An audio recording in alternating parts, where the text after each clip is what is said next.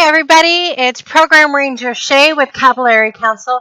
I am here at beautiful Camp Tom Wooten in Bastrop, Texas, here at our amazing Fort Houston out at Camp Tom Wooten on our Cub Scout side.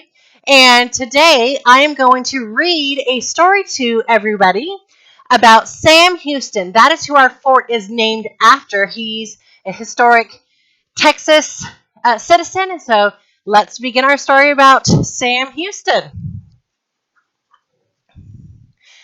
The people of Texas were fighting for their country's independence from Mexico. In March 1836, almost 200 Texas soldiers took a stand in an abandoned Spanish mission, the Alamo, in San Antonio. They were surrounded by 2,000 Mexican soldiers. "Fight to the very last," Texas Colonel William B. Travis told his men. They did. Every Texas soldier at the Alamo was killed. 189, including Travis, Davy Crockett, and Jim Bowie. Texans never forgot this battle.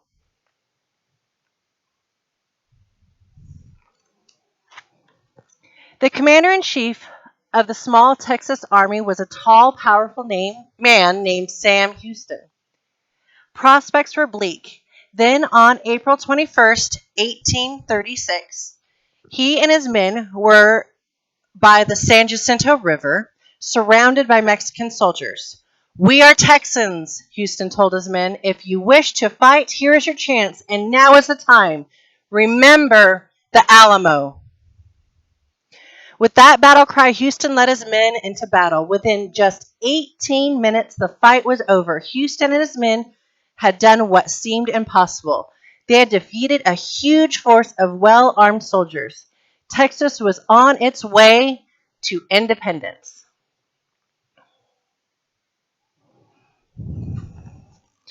Sam Houston was born March 2nd, 1793, in Rockbridge County, Virginia.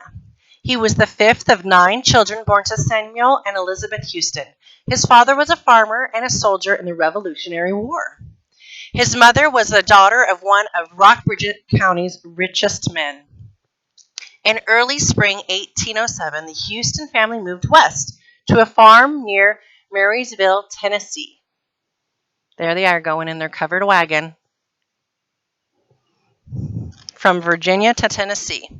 At only 16 years old, Sam left home and moved to an island in the middle of the Tennessee River. The island was occupied by Cherokee Indians. He lived there for 3 years and learned to speak, dress, and hunt like a Cherokee. He embraced American Indian legends. They called him Kolinha, the Raven. Houston later said his time there fitted me for my destiny. It was his molding period of time.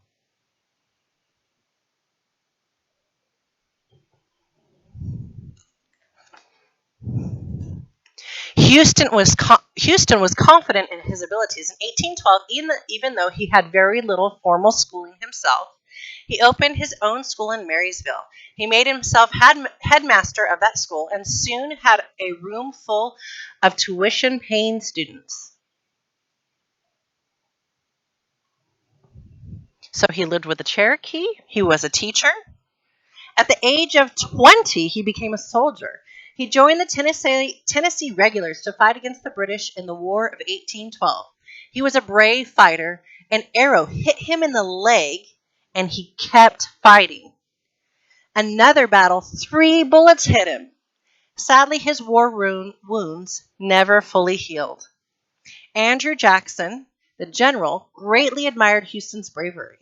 He helped him get a job in the U.S. War Department. So he lived with the Cherokee, he was a teacher, and a war hero. In 1818, Houston moved to Nashville in Tennessee. He studied law and set up a law office. He was soon appointed Attorney General of Nashville and given command of the U.S. militia. 4 years later, he was elected to the U.S. House of Representatives. In 1827, he was elected governor of Tennessee. So he lived with the Indians. He was a teacher, a soldier, a lawyer, and a representative in D.C. for Tennessee, and then the governor of Tennessee.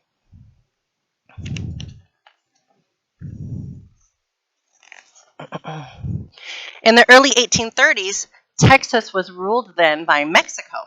Many of the Americans who lived there felt mistreated. They set out for independence. The Mexican leader, Antonio Lopez de Santa Anna, was determined to crush this resistance. President Jackson sent Houston to Texas to convince the American Indians to fight alongside the Americans. The Convention of 1836 issued the Texas Declaration of Independence. Houston's signature is a big and bold one. The leaders of the new republic chose him to lead the army.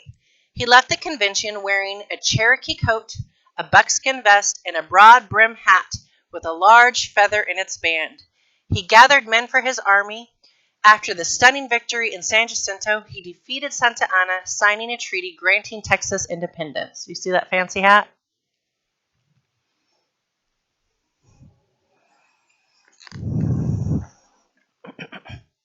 Sam Houston was elected the first president of the Republic of Texas. So a president. He was president from 1836 to 1838, and again from 1841 to 1844. He kept peace with the American Indians and won recognition for his new republic from his friend President Andrew Jackson.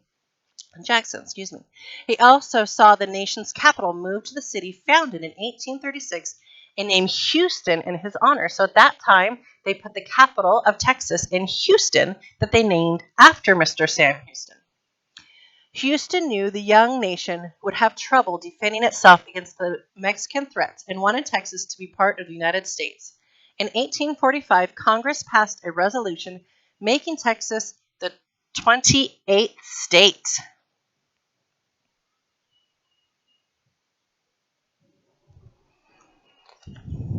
The next year, Sam Houston was elected to the United States Senate, so now he's a U.S. Senator, a position he held for 13 years. During Houston's years in the Senate, the issue of slavery divided the nation. Houston was against slavery. His position was not popular in Texas. There were compromises that temporarily resolved the slavery issue, but Houston didn't think that peace would last. A nation divided against itself cannot stand, he said in 1850 speech, quoting the Bible. 8 years later, President Abraham Lincoln quoted that same verse.